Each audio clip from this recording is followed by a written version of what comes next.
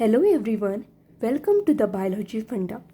मैं प्राप्ति नायक, आपकी biology educator and the founder of the biology funda. आज के इस वीडियो में हम डिस्कस करेंगे breathing and exchange of gases. ये चैप्टर मैं यूजिंग एनसीईआरटी आपको पूरा डिस्कस करूँगी, पूरा एक्सप्लेन करूँगी। So watch this video till the end. Let's get started. तो हम तो जानते ही हैं कि ऑक्सीजन जो होता है वो हम यूटिलाइज करते हैं किसके लिए? ब्रेक डाउन करने के लिए, जैसे glucose, amino acid and fatty acid. Oxygen break down करने के बाद एनर्जी तैयार होती है जो कि है एटीपी। एटीपी के साथ कार्बन डाइऑक्साइड रिलीज होता है और कार्बन डाइऑक्साइड को रिलीज करने के बाद उसको बाहर फेंकना बहुत ज़रूरी है because it is very harmful. तो बाहर फेंकने के लिए ऑक्सीजन का कंटिन्यूसली सेल्स को प्रोवाइड करना इम्पॉर्टेंट है। तो यहाँ ऑक्सीजन अंदर आता है, कार्बन डाइऑक्साइड बाहर जाता है, जिसको बोलते हैं ब्रीथिंग, जो रेस्पिरेशन माना जाता है। लेकिन ब्रीथिंग एंड रेस्पिरेशन दोनों डिफरेंट है। ब्रीथिंग में ऑक्सीजन अंदर आता है एंड कार्बन डाइऑक्साइड बाहर जाता है, और रेस्पिरेशन में ऑक्सीजन जो हम अंदर लेते हैं वो सिंपल मॉलिक्यूल जैसे कि glucose, amino acid, fatty acid को ब्रेक डाउन करने में हेल्प करता है। उससे तैयार होता है एनर्जी यानी कि ATP and carbon dioxide. Carbon dioxide तैयार होने के बाद जब हम उसको बाहर फेंकते हैं, इस पूरे प्रोसेस को बोलते हैं रेस्पिरेशन। तो रेस्पिरेशन के लिए रेस्पिरेटरी ऑर्गन का होना ज़रूरी है।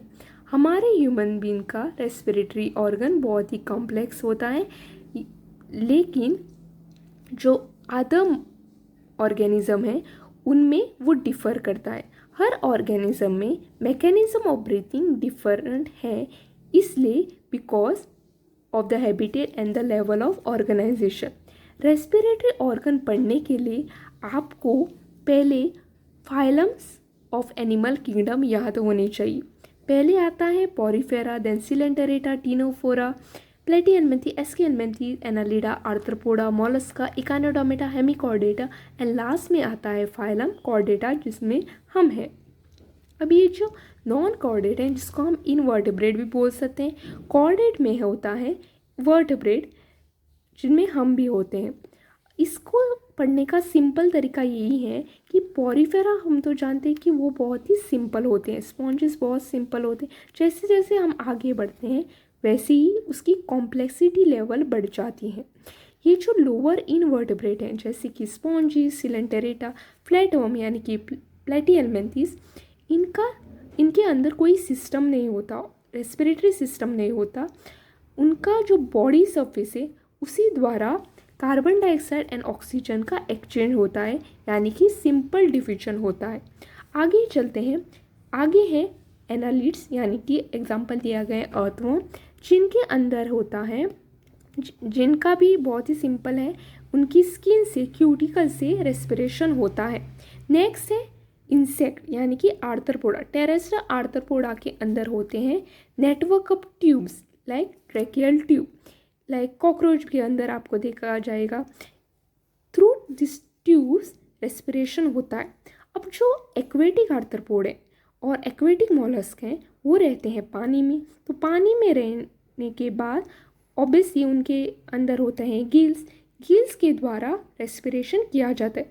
जो टेरेस्ट्रियल हैं उनके पास वेस्कुलराइज बैग होते हैं, इन बैगों को कहते हैं लंग्स, और लंग्स के द्वारा ये रेस्पिरेशन करते हैं। टेरेस्ट्रियल आर्थ्रोपोड जैसे कि scorpion, spiders, terrestrial mollusc like snails, so ये जो है लंग्स से रेस्पिरेशन करते हैं। अब चलते हैं वर्टेब्रेट के बारे में। वर्टेब्रेट में होते हैं fishes, amphibian, reptiles, birds and mammals. अब फिशेस पानी में रहते हैं तो गिल्स का इस्तेमाल करते हैं, और जो एम्फीबियंस, रेप्टाइल्स, बर्ड्स, मैमल्स हैं वो रहते हैं लैंड में, तो ज़मीन पर रहने के कारण वो इस्तेमाल करते हैं लंग्स। अब कुछ एक्सेप्शन भी है जैसे कि फ्रॉग। फ्रॉग जो है वो पानी में भी रह सकता है और ज़मीन पर भी है। ज़मीन पर जब वो होता है तब वो लंग्स का इस्तेमाल करते हैं, पानी में वो अपनी मॉइस्ट स्किन से रेस्पिरेशन करता है। फ्रॉग जब टेडपोल की फॉर्म में होता है तब वो गिल्स के द्वारा रेस्पिरेशन करता है। सो ये एक रेस्पिरेशन का एक्सेप्शन है। अब depending on the respiratory organ, respiration के तरह तरह टाइप हैं, डिफरेंट टाइप्स हैं, जैसे कि ब्रांकियल रेस्पिरेशन, अगर गिल्स के द्वारा रेस्पिरेशन होते हैं तो ब्रांकियल रेस्पिरेशन, अगर लंग्स के द्वारा रेस्पिरेशन होते हैं तो पल्मोनरी रेस्पिरेशन, अगर स्किन के द्वारा रेस्पिरेशन होते हैं तो क्यूटेनियस रेस्पिरेशन।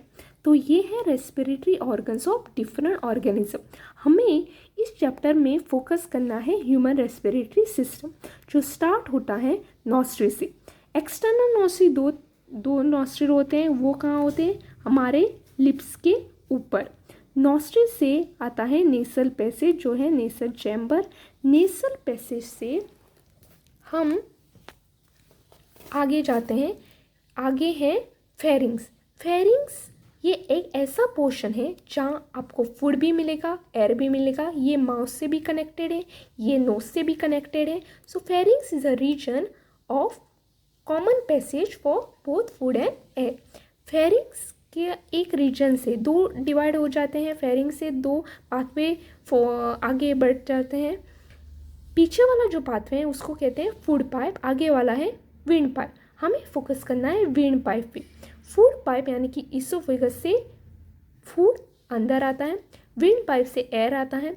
अब फेरिंग से जो विंड पाइप है वो कनेक्टेड है थ्रू लैरिंग्स। लैरिंग्स यानी कि एक ऐसा कार्टिलेजनस बॉक्स जिसमें साउंड प्रोड्यूस होता है, इसके लिए उसे साउंड बॉक्स बोलते हैं। अब लैरिंग्स का जो ओपनिंग है उसको बोलते हैं ग्लॉटिस, और ग्लॉटिस के ऊपर है एपिग्लॉटिस, एक ऐसा फ्लैप जो इलास्टिक कार्टिलेजनस से बना है। ये बहुत ही थिन होता है और इसका फंक्शन क्या है? ये फूड को लैरिंग्स के अंदर जाने नहीं देता है। अब लैरिंग्स के बाद आता है ट्रेकिया। ट्रेकिया एक ऐसा ट्यूब है। अब ऐसे ट्यूब से वो बाद में डिवाइड हो जाता है इन द मिड थोरैक्स। यहाँ फिफ्थ थोरैसिक कैविटी में वो डिवाइड होकर राइट एंड लेफ्ट ब्रोंकिया बन जाता है। राइट एंड लेफ्ट ब्रोंकिया बन जाता है। इस राइट एंड लेफ्ट ब्रोंकिया को बोलते हैं प्राइमरी ब्रोंकिया। अब जो प्राइमरी ब्रोंकिया है वो फर्दर डिवाइड होकर बन जाता है सेकेंडरी। सेकेंडरी फर्दर डिवाइड होकर बन जाता है टर्शरी। टर्शरी बाद में डिवाइड होकर बन जाता है ब्रोंक्यूल्स, और ब्रोंक्यूल इनिशियल ब्रोंक्यूल होता है, फिर होता है terminal bronchiole, and at the terminal bronchiole आपको एक यहाँ एल्वियोलाई दिखेगा। Alveoli thin irregular walled structure है, वेस्कुलर बैक स्ट्रक्चर है, और यहाँ एल्वियोलाई में डिफ्यूजन होता है of oxygen and carbon dioxide. यहाँ से oxygen and carbon dioxide body को सप्लाई किया जाता है।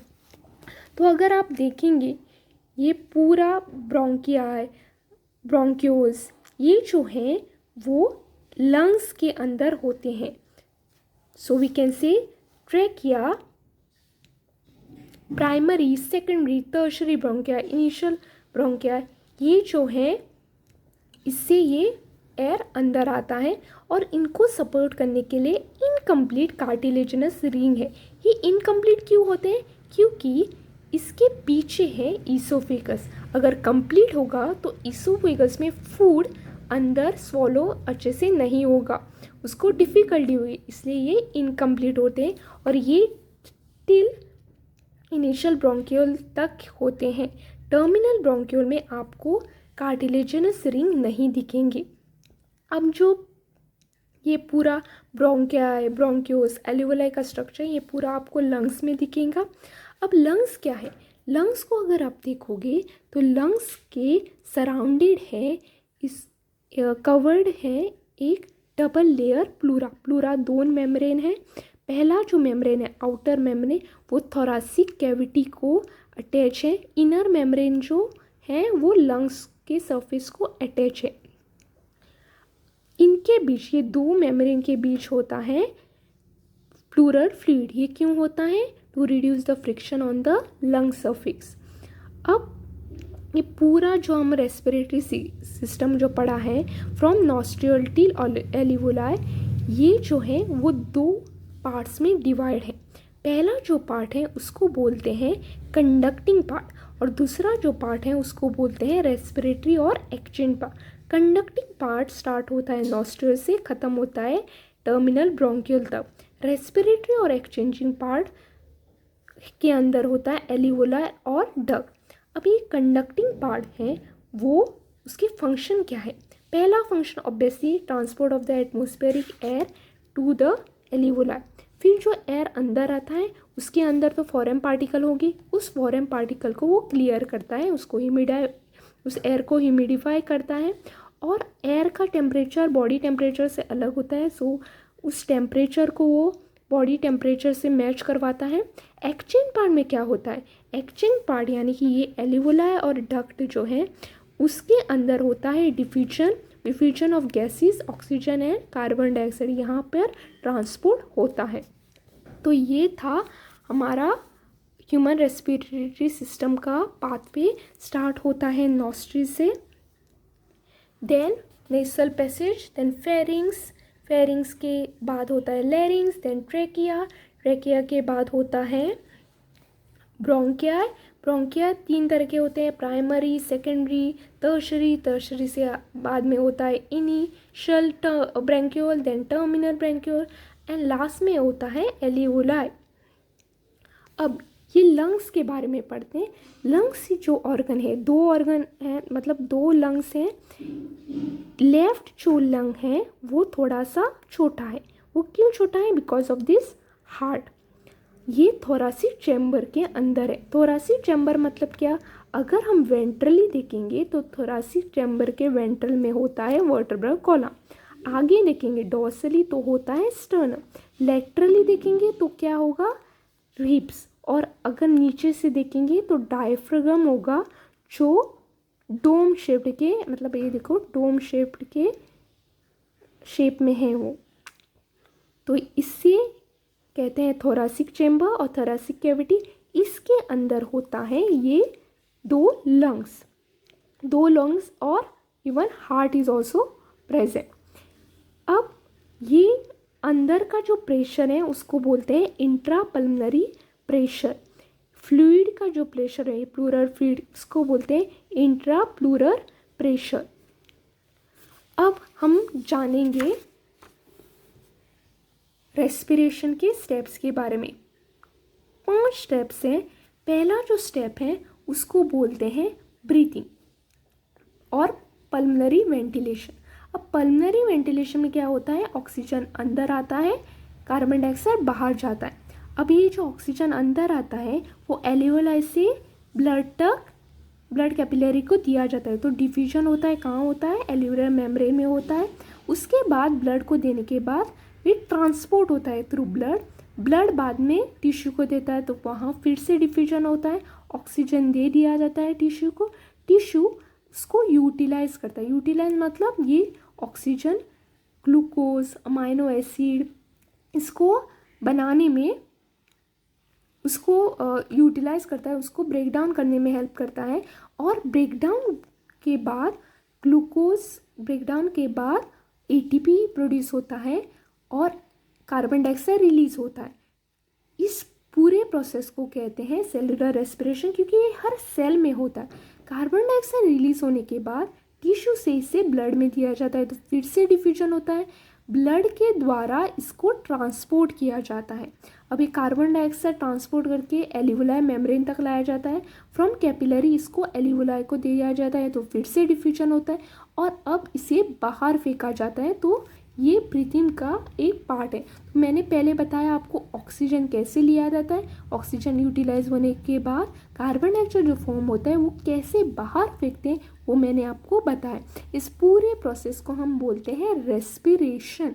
आप बोल सकते हैं कि breathing is a part of respiration and not the entire respiration. अब ब्रीथिंग के 2 पार्ट है, 2 स्टेजेस हैं। एक होता है इंस्पिरेशन यानी कि ऑक्सीजन और एटमॉस्फेरिक एयर अंदर लिया जाता है। एक्सपिरेशन यानी कि कार्बन डाइऑक्साइड और एल्वियोलाई एयर को बाहर फेंका जाता है। अब ये किस लिए होता है? जब अगर आप इस डायग्राम को देखिए, अगर अंदर का प्रेशर कम है और बाहर प्रेशर ज़्यादा है तो फ्लो हमेशा हाई प्रेशर से लो प्रेशर होगा। तो अगर इंट्रापल्मोनरी प्रेशर कम है एंड एटमॉस्फेरिक प्रेशर ज़्यादा है तो एयर ऑब्वियसली अंदर आएगी, इसी को बोलते हैं इंस्पिरेशन। अगर इंट्रापल्मोनरी रेस्पिरेशन ज़्यादा है एंड एटमॉस्फेरिक प्रेशर कम है तो एयर बाहर जाएगी, इसको बोलते हैं एक्सपिरेशन। अब ये प्रेशर कम ज़्यादा कब होगा? जब वॉल्यूम कम ज़्यादा होगा। हमें तो पता है कि P is inversely proportional to 1/V, यानी कि अगर प्रेशर ज़्यादा है तो वॉल्यूम कम होगा, वॉल्यूम ज़्यादा है तो प्रेशर, अगर प्रेशर ज़्यादा है तो वॉल्यूम कम होगा, अगर प्रेशर कम है तो वॉल्यूम ज़्यादा होगा। तो ये वॉल्यूम की बात है। तो हम वॉल्यूम के बारे में पहले पढ़ते हैं। वॉल्यूम बढ़ता कैसे है? इंस्पिरेशन में ये जो डायफ्राम है वो नीचे आ जाता है। डायफ्राम नीचे आ जाने से ये एंटीरियर पोस्टीरियर एक्सिस का जो वॉल्यूम है वो बढ़ जाता है। अब ये जो इंटरकोस्टल मसल जो यहाँ है वो रिब्स और स्टर्नम को आगे रेज करते हैं, इससे ये डॉर्सोवेंट्रल और वेंट्रोडॉर्सल ये जो एक्सिस का वॉल्यूम है वो बढ़ जाता है। अब लंग्स का वॉल्यूम अगर बढ़ गया तो ऑब्वियसली प्रेशर कम हो जाएगा, इंट्रापल्मोनरी प्रेशर कम हो जाएगा तो एयर ऑब्वियसली एंटर करेगी, इसको बोलते हैं इंस्पिरेशन। एक्सपिरेशन के बारे में पढ़ते हैं। इसमें क्या होता है, ये जो डायफ्राम है वो रिलैक्स हो जाता है, जो फ्लैट था वो अभी डोम शेप में आ चुका है। ये इंटर कोस्टल मसल्स हैं वो रिब्स और स्टर्नम को खींचते हैं तो वो ओरिजिनल पोजीशन में आ जाता है। डायफ्राम रिलैक्स होने के बाद एंटीरियर पोस्टीरियर वॉल्यूम कम हो जाता है, रिब्स ओरिजिनल प्लेस में आ जाने से ये जो डॉर्सोवेंट्रल एक्सिस का वॉल्यूम है वो भी कम हो जाता है। वॉल्यूम यहाँ कम हो जाने के बाद हम बोल सकते हैं कि प्रेशर बढ़ जाता है, यहाँ इंट्रापल्मोनरी प्रेशर बढ़ जाता है। Intrapulmonary pressure compare to the atmospheric pressure ज़्यादा होता है, स्लाइटली ज़्यादा होता है तो एयर ऑब्वियसली लंग्स के बाहर आते हैं, इसको बोलते हैं एक्सपिरेशन। तो ह्यूमन बींग्स में अगर हम बोलेंगे तो ह्यूमन ब्रीथ 12 to 16 टाइम पर मिनट और इस वॉल्यूम को कैसे एस्टिमेट करते हैं? Through spirometer. अब हम स्टडी करेंगे अबाउट रेस्पिरेट। तो ह्यूमन बींग्स के बारे में अगर पढ़ेंगे तो ये 12 to 16 टाइम्स पर मिनट इंस्पायर करता है। और जो रेस्पिरेटरी वॉल्यूम है उसको कैसे हम मेजर करते हैं? Through spirometer. नेक्स्ट हम पढ़ेंगे respiratory volume and capacity. Respiratory volume यानी कि ये वॉल्यूम जो हमारे लंग्स में है। पहला वॉल्यूम है टाइडल वॉल्यूम, जो हम नॉर्मली ब्रीथिंग करते हैं इंस्पायर और एक्सपायर, वो वॉल्यूम ऑफ एयर को बोलते हैं टाइडल वॉल्यूम और टीवी। वो अप्रोक्सीमेटली होता है 500 ml। अब हम ब्रीथ करते हैं पर मिनट 12 to 16 टाइम। अगर हम 500 को मल्टीप्लाई करें इंटू 12 to 16 टाइम तो बन जाएगा 600 to 800। तो टीवी पर मिनट क्या होता है? 600 to 800 ml। नेक्स्ट है इंस्पिरेटरी रिजर्व वॉल्यूम। ये वॉल्यूम मतलब जब फोर्सफुल इंस्पिरेशन होता है और उसके बाद एक इंसान जितना इंस्पायर करता है उसको बोलते हैं इंस्पिरेटरी रिजर्व वॉल्यूम। ये एडिशनल वॉल्यूम ऑफ एयर निकाला गया है। वैसे ही एक्सपिरेटरी वॉल्यूम भी वैसा ही है। आफ्टर फोर्सफुल एक्सपिरेशन जितना एक इंसान एक्सपायर करता है उस वॉल्यूम ऑफ एयर को बोलते हैं एक्सपिरेटरी रिजर्व वॉल्यूम। अब इंस्पिरेटरी रिजर्व वॉल्यूम IRV होता है 2500 ml to 3000 ml, very this expiratory reserve volume होता है 1000 to 1100 ml। नेक्स्ट है रेजिडुअल वॉल्यूम। इंसान कितना भी इंस्पायर करे, इंसान कितना भी एक्सपायर करे, लंग्स के अंदर थोड़ी तो वॉल्यूम होनी ही चाहिए। अब आफ्टर फोर्सफुल एक्सपिरेशन जितना भी आप चाहे तो लंग्स के बाहर आप पूरा एयर बाहर फेंकने की कोशिश करें, कुछ वॉल्यूम ऑफ एयर लंग्स के अंदर होगा ही, उसको बोलते हैं रेजिडुअल वॉल्यूम। ये होता है 1100 to 1200 ml। अब इस वॉल्यूम को अगर आप कंबाइन करेंगे तो बन जाते हैं रेस्पिरेटरी कैपेसिटी। तो चलो रेस्पिरेटरी कैपेसिटी के बारे में पढ़ते हैं। पहला है इंस्पिरेटरी कैपेसिटी। ये आफ्टर नॉर्मल एक्सपिरेशन के बाद जो जितना इंसान इंस्पायर कर सकता है उसको बोलते हैं इंस्पिरेटरी कैपेसिटी, मतलब TV plus IRV. Expiratory capacity जो होता है वो जो है आफ्टर नॉर्मल इंस्पिरेशन एक इंसान कितना एक्सपायर करता है उसको बोलते हैं एक्सपिरेटरी कैपेसिटी, वो होता है TV plus ERV. Functional residual capacity मतलब आफ्टर नॉर्मल एक्सपिरेशन जितना वॉल्यूम ऑफ एयर लंग्स के अंदर होता है उसको बोलते हैं फंक्शनल रेजिडुअल कैपेसिटी और एफआरसी। ये कॉम्बिनेशन है ईआरवी प्लस आरवी का। नेक्स्ट है वाइटल कैपेसिटी। फोर्स एक्सपिरेशन के बाद जितना इंसान एयर अंदर ले सकता है और फोर्स इंस्पिरेशन के बाद जितना वॉल्यूम ऑफ एयर इंसान बाहर फेंक सकता है उसको बोलते हैं वाइटल कैपेसिटी और वीसी, और ये कॉम्बिनेशन है टीवी, आईआरवी एंड ईआरवी का। लास्टली वी है टोटल लंग कैपेसिटी। ये जो है मतलब लंग्स के अंदर कितना वॉल्यूम ऑफ एयर एकोमोडेट होता है उसको बोलते हैं total lung capacity. Total lung capacity मतलब पूरा, आरवी आएगा, ईआरवी आएगा, टीवी आएगा, आईआरवी आएगा। अब जो ईआरवी, टीवी, आईआरवी है वो है वाइटल कैपेसिटी। सो हम ये भी बोल सकते हैं कि vital capacity plus residual volume is total lung capacity और टीएलसी। नेक्स्ट है एक्सचेंज ऑफ गैसेस। अब हमें तो पता है कि एल्वियोलाई जो है वो है primary site for exchange of gases. इसके अलावा ब्लड और टिश्यू में भी डिफ्यूजन देखा गया है, एक्सचेंज ऑफ गैसेस देखा गया है। ये जो ऑक्सीजन एंड कार्बन डाइऑक्साइड है ये थ्रू सिंपल डिफ्यूजन एक्सचेंज होते हैं और ये डिपेंड होते हैं बेस्ड ऑन प्रेशर एंड और कॉन्सेंट्रेशन ग्रेडियंट। अब जो गैस की सोल्युबिलिटी होती है और द थिकनेस ऑफ मेम्ब्रेन ये इन्वॉल्व होते हैं डिफ्यूजन, और ये रेट ऑफ डिफ्यूजन अफेक्ट करते हैं। तो पहले हम प्रेशर के बारे में पढ़ते हैं। प्रेशर अब मिक्सचर ऑफ गैसेस है एटमॉस्फेयर में, उसमें एक individual gas, let's assume oxygen. Oxygen कितना प्रेशर कंट्रीब्यूट करता है उसको बोलते हैं पार्शियल प्रेशर ऑफ ऑक्सीजन। जितना कार्बन डाइऑक्साइड प्रेशर कंट्रीब्यूट करता है उसको बोलते हैं partial pressure of carbon dioxide. और ये डिफरेंट होता है, एटमॉस्फेरिक एयर में डिफरेंट होता है, डिफरेंट साइट्स में डिफरेंट होता है। तो हम पढ़ते हैं partial pressure of different sites.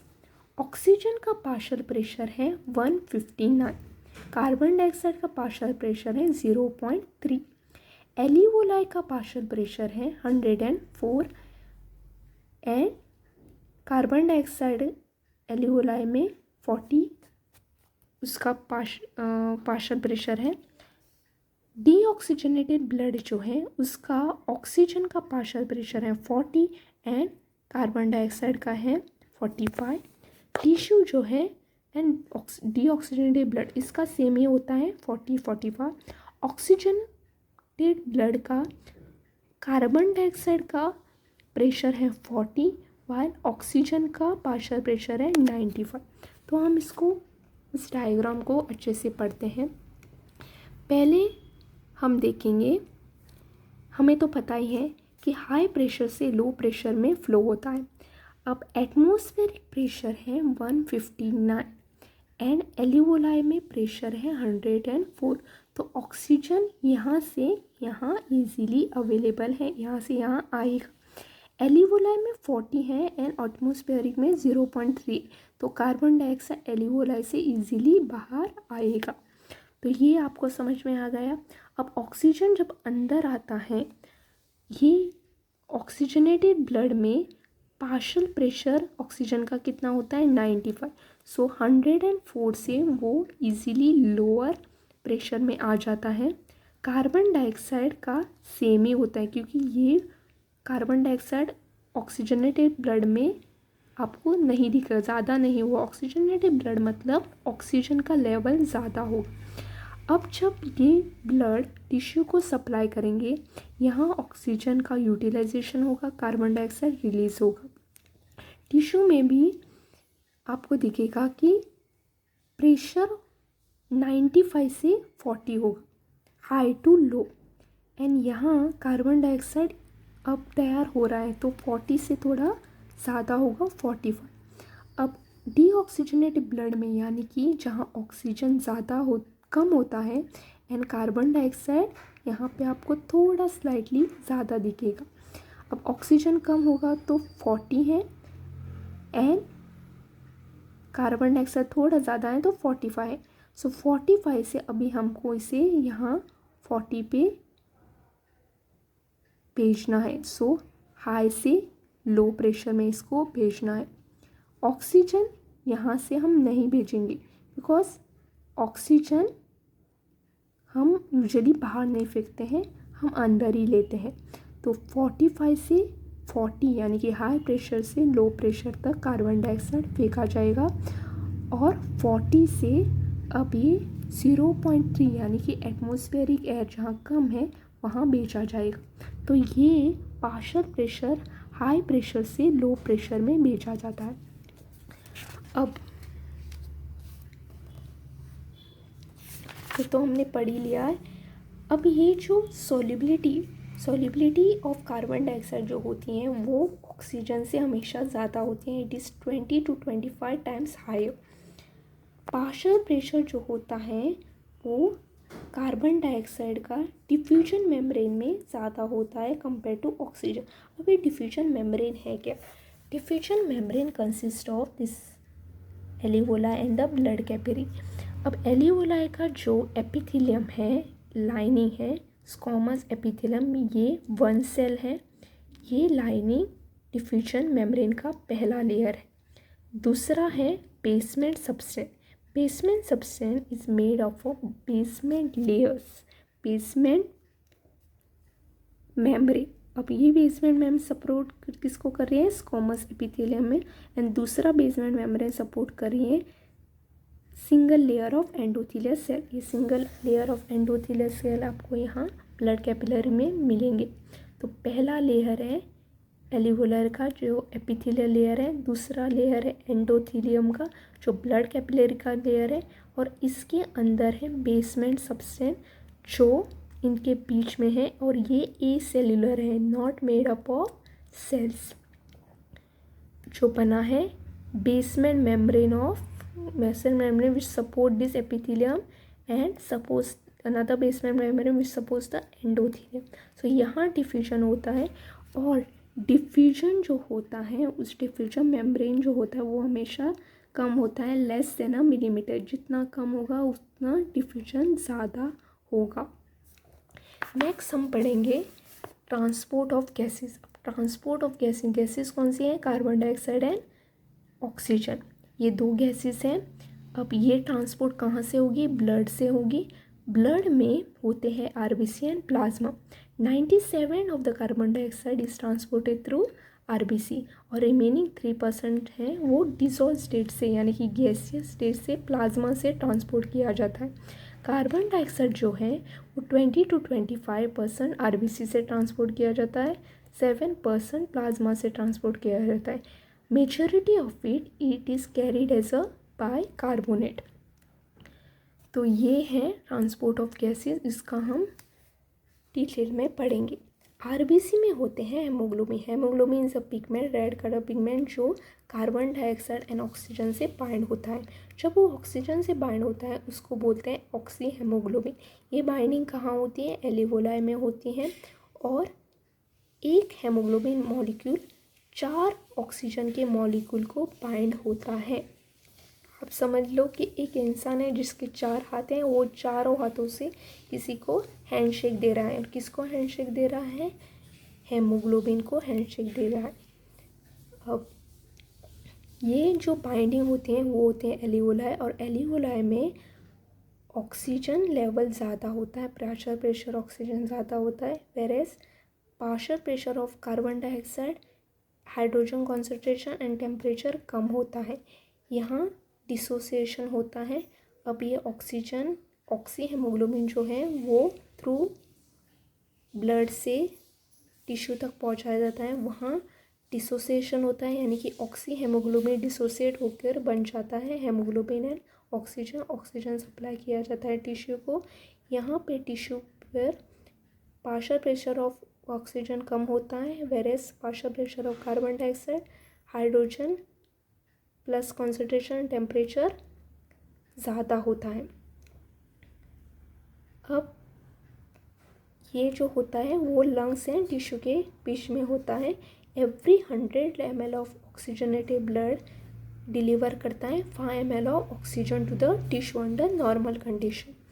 अब ये एक ग्राफ है जो दिया गया है, इस ग्राफ को बोलते हैं ऑक्सीजन डिसोसिएशन कर्व। ये एस शेप का है और सिग्मॉइड शेप का है।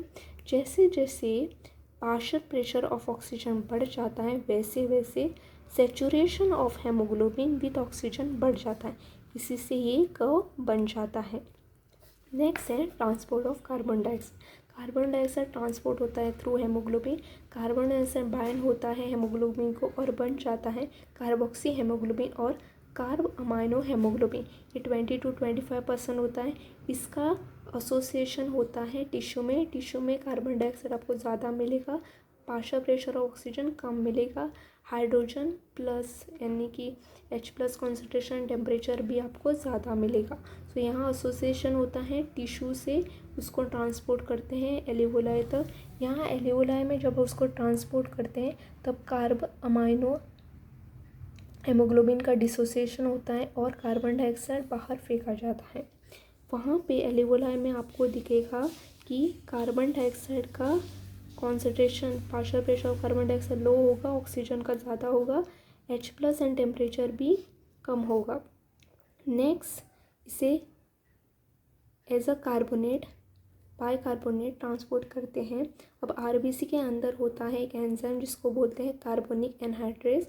कार्बोनिक एनहाइड्रेस आरबीसी के अंदर ज़्यादा होता है, प्लाज्मा के अंदर भी होता है लेकिन वो माइन्यूटली होता है। अब ये कार्बोनिक एनहाइड्रेस करता क्या है, ये कार्बन डाइऑक्साइड को और H2 को कंबाइन करके बनाता है H2CO3। H2CO3 again with the help of carbonic anhydrase bicarbonate and H+ बनाता है। अब इसको बनाने के बाद H+ को प्लाज्मा में भेजा जाता है और ये होता है इन द